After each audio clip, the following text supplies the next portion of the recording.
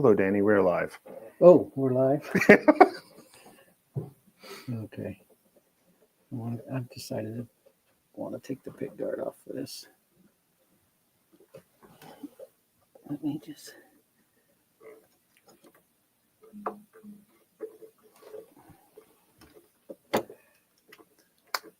So, Danny, what are we working on today? Oh, look, it's get Max going to be an interviewer. I like it. Well, it's a ES 175. It's from 60. I think it might be like 62, 63 right in there. I heard something inside and floating around. It was the sticker. So we got ES 175. I think that's a D. Didn't you think that was a D? Yeah, probably for dual pickup or something. Maybe so, yeah. And it's in for a refret. I don't know if I can see it. You can see these frets are toasty. And we've got some missing inlays we're going to work on. But right now, I'm just going to pull the frets. So this isn't going to be terribly exciting. Well, it's not every day you get to see a 1960s Gibson, and Yeah. especially one so well loved in all the right ways. Yeah. I'm working on these old guitars. This is a double-edged sword because it's cool, but also they're kind of brittle. So I've always been curious, what is the actual process of taking a fret out? Well, on this guitar, with its age and how brittle that fretboard is, we can't be too careful. So first I get it moist. You saw I put some water on there. I'm using a soldering iron to heat up the fret, which steams. I'm trying to steam the fret slot, to soften the wood because I'm sure it's brittle. And it's a good technique. And I'll also solder the fret, which sounds crazy. And I didn't believe it worked till I tried it. What does the solder actually do with it? Man, I wished I knew. I have a theory that I think the solder just holds the heat. Mm-hmm. You'll see once I get it all in there that I continue to flow it. Now, is this, once it heats up, is this a straight out, or do you have to pull it to one end of the fretboard? No, I'm going to pull it straight out. Okay. Because I know some of these frets are barbed kind of weird inside of it, right? Yeah, and that's why we're trying to steam the wood and soften the wood and heat the fret. Or trying to do everything we can to make it. So you don't have to explain to the customer why there's a chip out of the fretboard. Yeah. So I'm trying to get these pliers just under the edge of this. Fortunately, it's so old there's no nibs to mess with. Oh, they're all wore off. Well, we got some comments. Would you like to hear the comments? What does Nate want? Well, no, it's Nate White. It's Nate White Fan Club. It says "Let's go," and for his purposes, I know who it is, but I'll let YouTube still wonder who Nate White Fan Club is. And then Todd Surprise says, "Watching from Kansas City, Kansas. Love watching these live videos." Well, thank you, Todd. Yeah, I was worried. This is not. I mean, this is kind of like watching grass grow. So just enough water to surround that fret, and then we'll steam it. Nate White Fan Club asks, "Where's Nate?" Well, Nate White is doing Nate White things, so I can't answer for Nate White. And then he also asked, "How was vacation?" Oh, it was great. For those who don't know, Danny, we celebrated his, what is it, 30? 30 years. 30 years of marriage, and went to Hawaii. I mean, the thing about Hawaii is once you're there about 10 minutes, you start getting on Zillow and checking house prices. And what, does it get really depressing after that? Yeah, it does. And you're like, well, enjoy it while we're here. Let me turn the heat up a little bit on this thing. What temperature do you actually have the soldering iron at? 700 and 720. No, 718. So if you were doing this at home, you would want to be very careful, right? Yeah. Or just bring it into Danny to have him do it.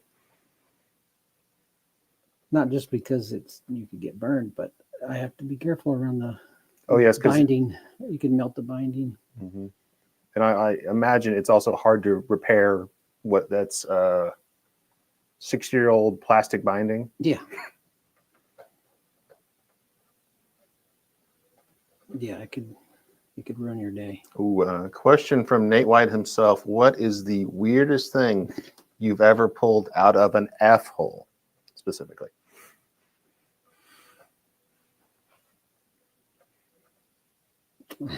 Let's just go with that. I don't know. That little piece of paper you just pulled out the sticker there. Well, that's not weird. I don't know. Found a lot of stuff in there though. Oh, I got one. It was and apparently it was in there on purpose, but it was a rattlesnake tail. Well, what was the purpose?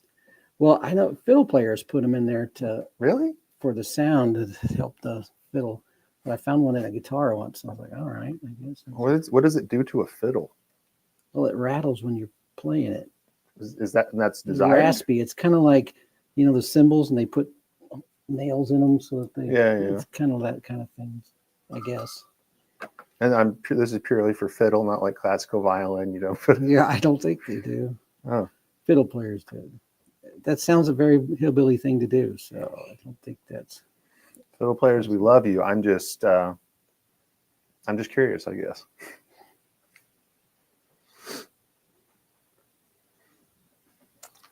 Yes, I think, Nate, he means a rattlesnake rattle, Yeah, not the whole snake.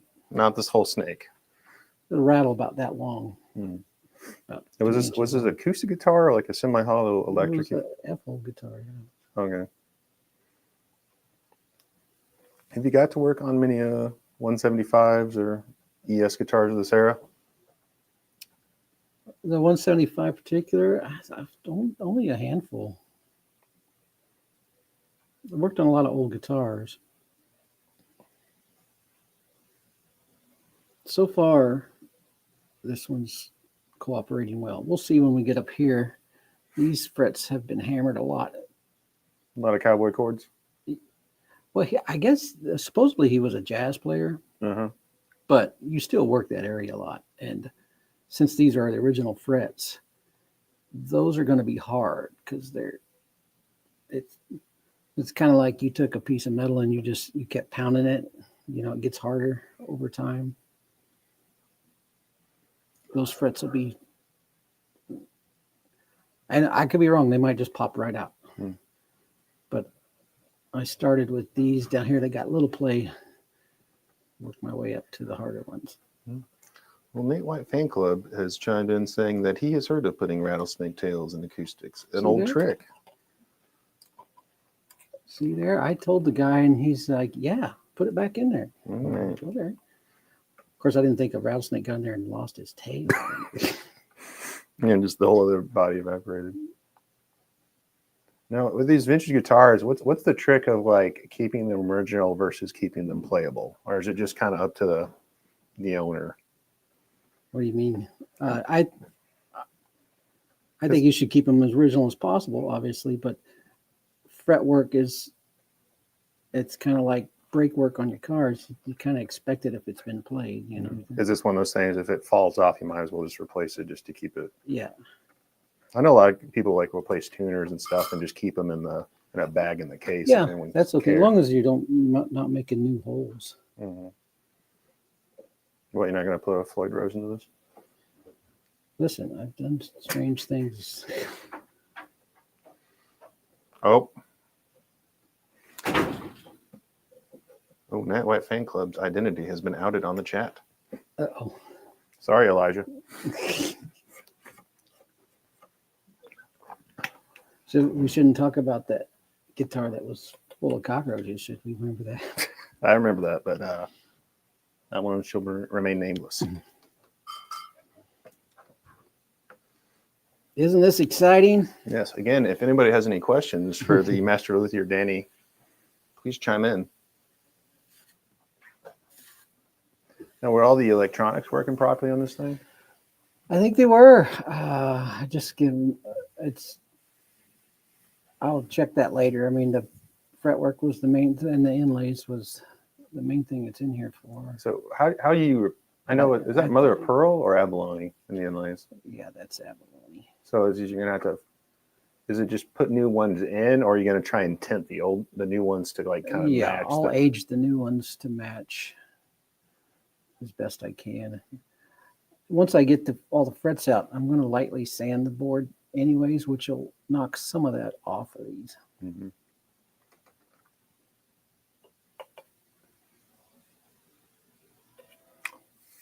Be coming out actually all right? So far, so good. No tear out yet. Mm-hmm. But yeah, this is tedious. So my wife's like, I can't believe how you do all this tedious stuff all the time. All right, Mr. Nate White has a question. What are the top 5 luthier Shouldn't you be working? desert got island anything to do? tools?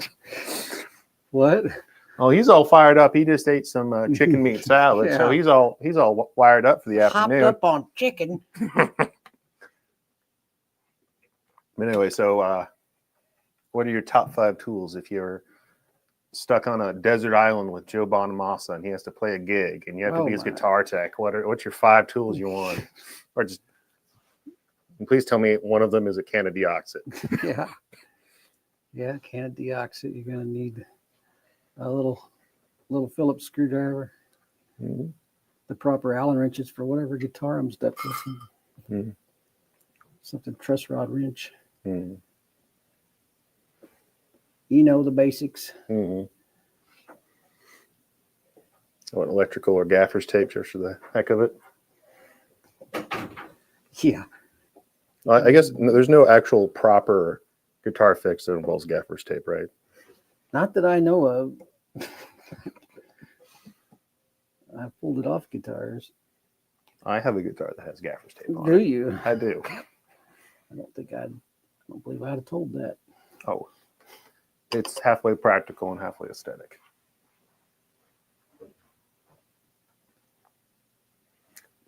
And now, does that one would come with a floating bridge, right? So it's pretty interesting. I noticed when I took the bridge off. You can see it on the camera. Is there like holes? There is, there's a process called pinning where you can pin a bridge. Oh, okay. To keep it from. But what they did, which is actually really clever. Now, normally I would, sometimes I put a screw stud in the guitar and then put the hole in the bridge. What they did was ran the post through the bottom. Uh-oh. They ran the post through the bottom and then made a hole for it in the top of the guitar so that it will key in. I suppose if they like that string height, it's kind of works for them. Or I guess it's still adjustable though, right? Yeah.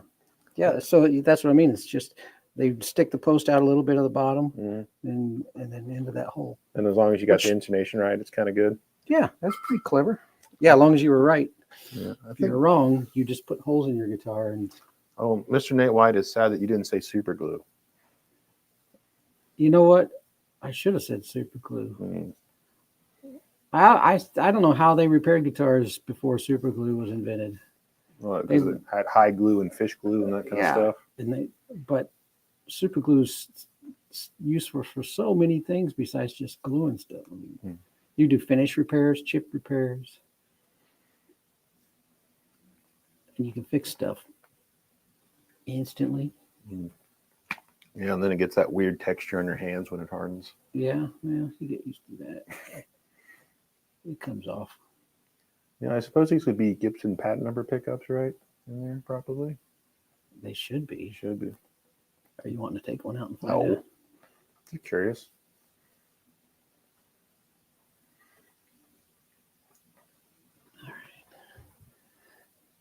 And And then, it's exciting. I wonder how much life you think is left in those tuners. Well, I talked to the customer about that, and one of them's bent. Mm-hmm. He's like, "Can you straighten that?" And I was like, "I can. There's a 50-50 chance that it'll break when I do it." Because isn't it pretty? These Gibsons are pretty infamous for those Kluson turners just disintegrating Yeah, over time. everything gets brittle on these. The older the guitar is, the more. And some guitars are worse than others. For some reason, the old Gretsch Chet Atkins things they just fall apart. And I don't know why. The binding especially is just like, I don't know what they made it out of, pure cellulose or something, but just every time you touch it, a piece of binding falls off. All right, checking in with the chat. Mr. David Dove says, "I miss Danny. I might have a P bass that's coming to see him when he comes through." Hey David, how you doing? Nate's asking, "Do you still have those leather wiring schematic mats?" Yeah, I do. He does. I think I've seen him around here. They'll use those mostly for protection. Do you think I should have one on this guitar? I'm fine. Well, you're not over the body. You're like past the danger zone. Kenny Loggins would not be like stressing out right now.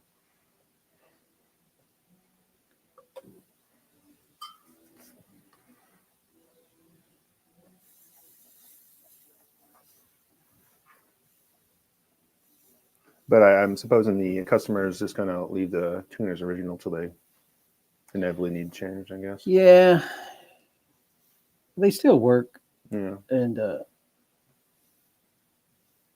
you probably get some replacements and leave those in the case. And this was their dad's guitar. Yeah, I don't blame them for keeping original.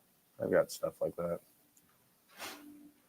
So at that point, you can go and get replacement Klusons, or if you wanted to change like Grovers or something different, that hopefully you don't have to like screw new holes for. Yeah, that's my big thing. I don't like to make new holes in old guitars. The one thing that always weirded me out on these old ESs is like the when where the neck dips, or the body dips where the neck connects. Yeah.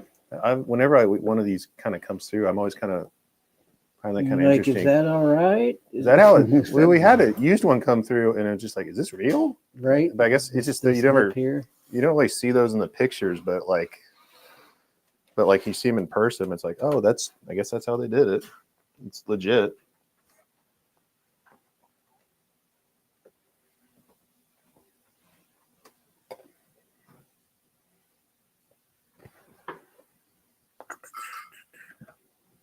Isn't this exciting?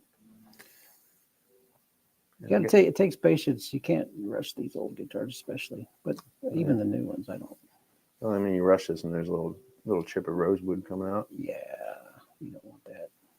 I guess would this be from back then? This would be Brazilian rosewood. Probably. Yes, this is the real stuff. Real stuff. And the rest of it's laminated maple, right? Is that what all these are? Yeah, it's like pressed. It does have a real nice sunburst on it. Yeah, it's a great guitar. I don't know if the cool, like, legit checking's coming off on it. I also dig the old witch hat knobs, though, which are pretty 60s-ish. It was still playable when they brought it in. Those frets are rough, man. Flattened out. Almost look like a fretless wonder up there. And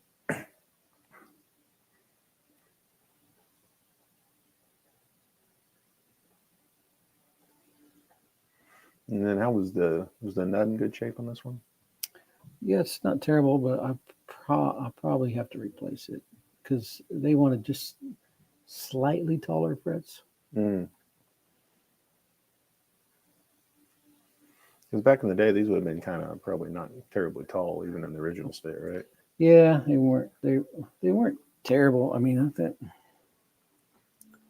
but yeah, not by today's standards, by any stretch.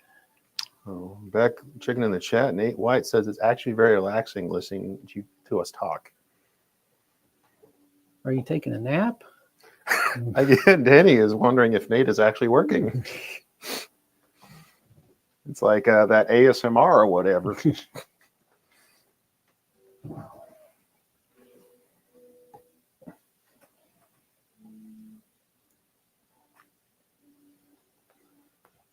So I got these pliers that will really fine edge, and I can get right under the fret. Just squeeze, and it goes under the fret.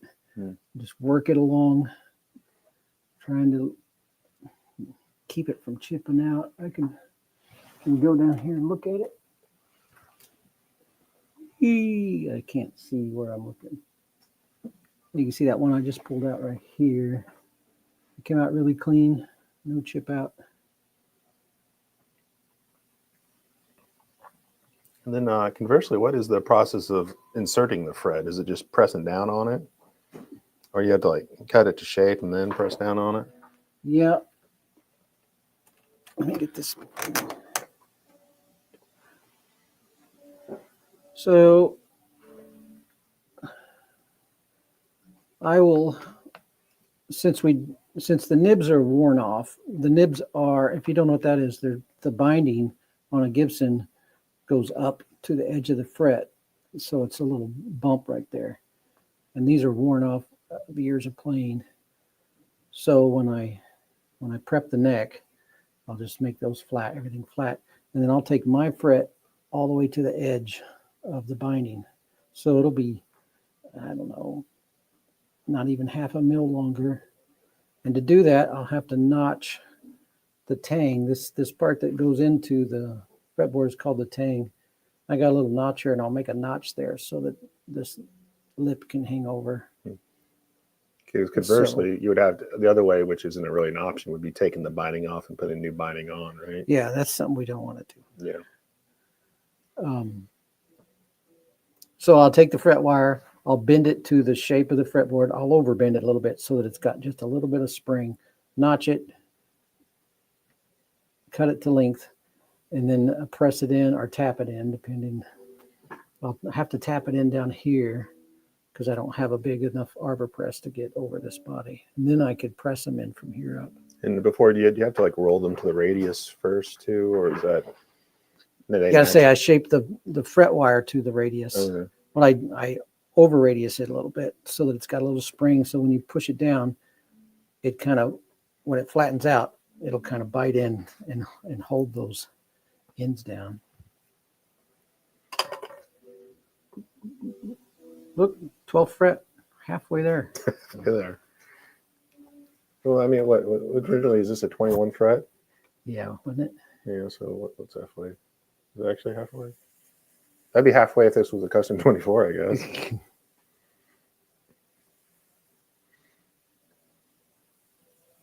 I tell myself I'm halfway. We're doing pretty good though. We haven't had any major blowouts, and You know, you said this is like paint drying, but literally, I guess this is more like water drying. yeah, water steaming. Water steaming. Should probably get a close up while I'm doing this because out from under the fret is boiling up green stuff. And what is the green stuff? Well, take a guess. It's just hand funk. Hand funk? That's about as close as I can get. No, actually, I just need It's almost stopped boiling now. I don't know if you can see it, but when I hit this fret, this green stuff will boil out, and it's the mojo. that's the mojo. Yeah, I got to save that and put it back in when I put the. Oh, God.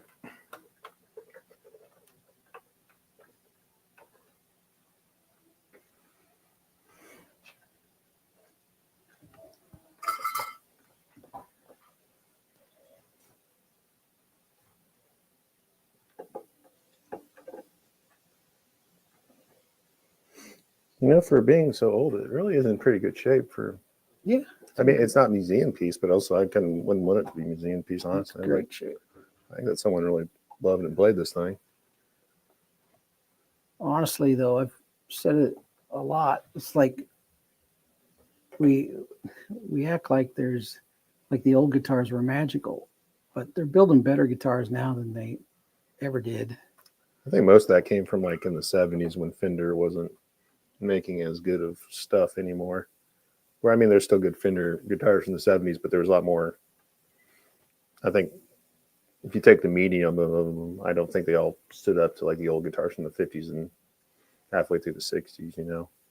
And I think that myth is kind of perpetuated till through the '80s and '90s. But What I do you mean, want to call it? Boomer myths? I don't know. Boomer Mythbusters? You want to do that show? No, I mean, I've got some old guitars, but like, and they're cool, but also people just don't understand like the upkeep on them. And it's just like, Yeah. You just got to like take them for what they are. And like, in some situations, yeah, they're better. In other situations, for like maybe reliability, if you don't have a good tech, that you can take it to all the time, it might not really be the option for you to be playing out on the daily. Right. And it's kind of like having an old car. It's like you kind of, it costs money to upkeep old guitars. You know what I mean? Yeah. Like I got an old P bass and I just kind of left it alone for a minute and then like come back and like, oh, neck's all out of whack and stuff. It was a whole thing.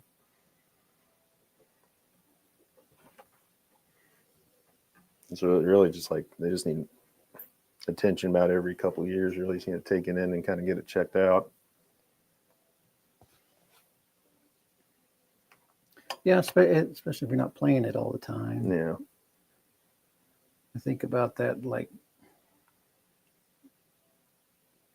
it's not that they just go crazy. It's just that when they were played all the time, minor adjustments were made, And when you let them set for a while, they just.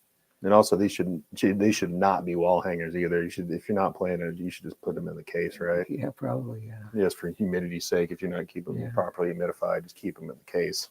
Like under a bed or something, so that not out in the RV. No. Even though if you do have those guitars, Danny has fixed RV guitars. Yeah, you remember that old bass? Yeah, I was thinking about that jazz bass. Neck like a banana. Yeah. Left it in the RV for 10 years or something like that. Like, holy cow, 60s. Was it a 64 or 65? I think it was 65. It is on the channel if anyone wants to go look at that story. They made a whole nice little video about it.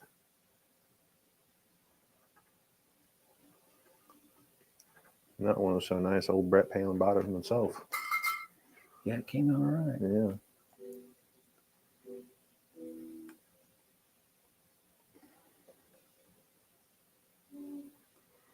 This is going really well, and I'm trying not to like speed up. You know what I mean? It's like, oh, I could just yank these out. I have to remain cautious, or I'll get a blowout. I will kick myself. Cause yourself more work. Yeah, I do.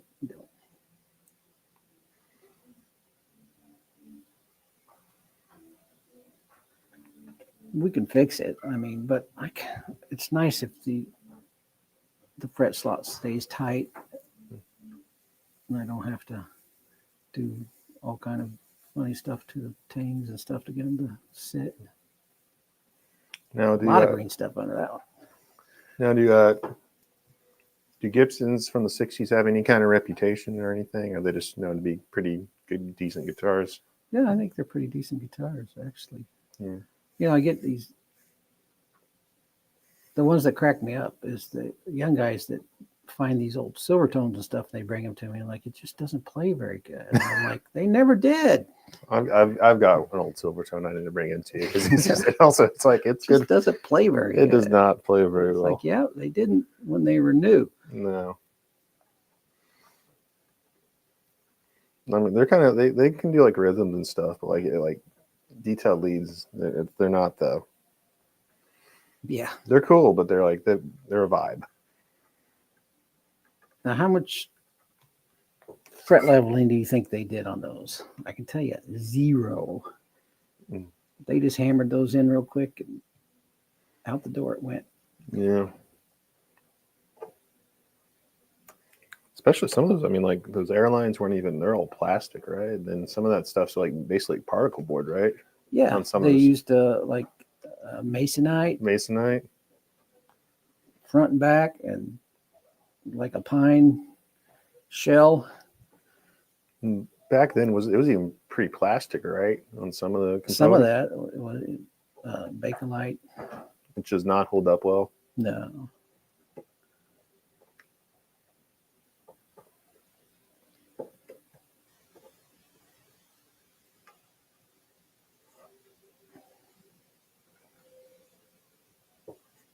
And now, do you usually have to clean the slots out after you do this? Oh yeah. I've got a little blade. I'll go through and clean all the slots carefully, and I may even V-notch the top of them. I got a little V file and just put a little bevel on them, just so when I'm putting the frets in, it kind of makes it slip in. A guide, a bevel, some kind. And now, when you press them in, is it just friction holding them in, or do you also put like glue in there? Well, I will glue these, but most guitars it's just a tight fit. It's just friction. But on a refret, sometimes you have to add a little glue. It doesn't hurt it at all. It's not like the fret is just glued in. It's just hanging there by the glue. You're just adding. But like PRS, they glue in from day one. They don't glue them in. They press them in, and then they run super glue in the gap. Oh. Now, does that make it harder for the next guy or next tech working on it? Yeah, it does. But it makes the guitar good. Nobody argues with PRS's guitar quality. No, they make fabulous guitars. But one of the reasons they do that is just to fill the void under the tang as much as gluing the fret in. Is that just like they think, oh, no air gaps, no Yeah. more resonance kind of thing? Yeah. All right. He's very into making the guitar as tight as possible. Also, they glue their fretboards on with, I believe it's a type of epoxy. I don't know. Oh, really? You're not getting them off. I know that.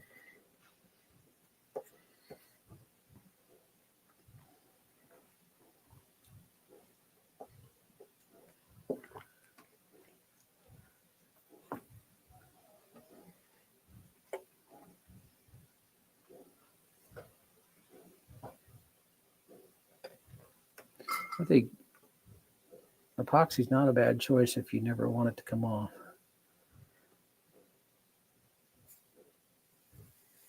Titebond is good glue, but if you think about it, if you touch it, it's kind of rubbery,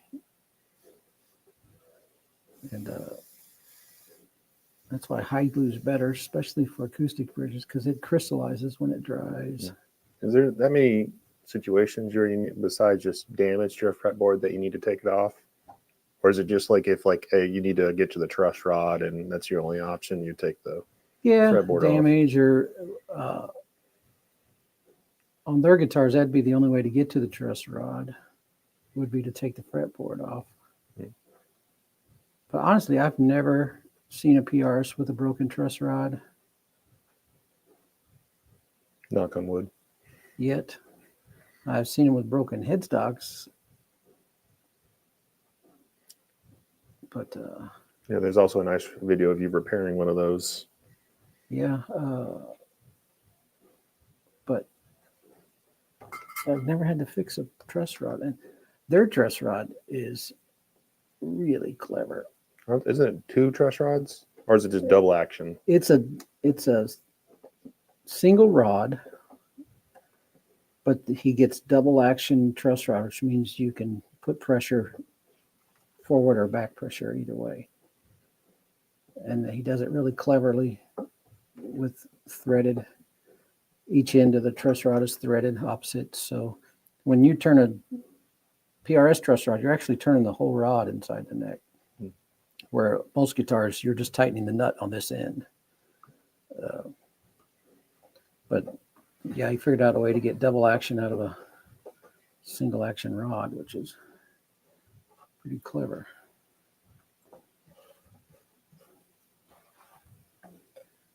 How long have we been on? Is this We're about to 35. What do you guys usually go at? it just whatever. At some point he'll just turn it off. I don't know, maybe if anybody's watching besides family, what do they want to see? Do they, because there's very few projects that I could complete besides like a setup, or you know what I mean? Nah, I think it's just cool Maybe seeing a this nut old. or something like that. I think it's just cool seeing you working on this old guitar. I Well, was anyway, thinking I might do this because I have to sand it and let it dry, and then next live stream we'll do some more on it. We just keep working on the same guitar. yeah, maybe. Maybe I should start bringing my old stuff in for you to work on and complain about. Yeah. Anyway, it's probably about that time. Do you want to sign off to the good folks? Hang on, let me get this fret out. Then All right.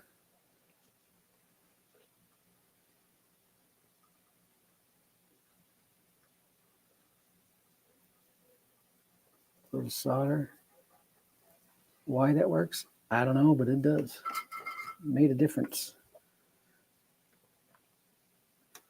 I seen that done, and I was like, "What is that doing?" And then I tried it, and like, I don't know, but it's working.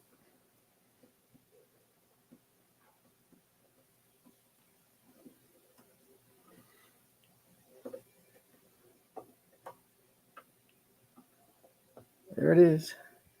Ooh, it's hot. I don't have any feeling in my fingers anymore. Anyways, I'm going to pull these last four, prep this fretboard, and hopefully next week, maybe I could put in some inlays if I get them in time. I don't know. I got to get them from China, so I have to pay $200 for them now with the tariffs. No, I don't know. Maybe I could. That one's loose. Yeah, I'm gonna have to. All right. Say good night, Max. Good night, Max.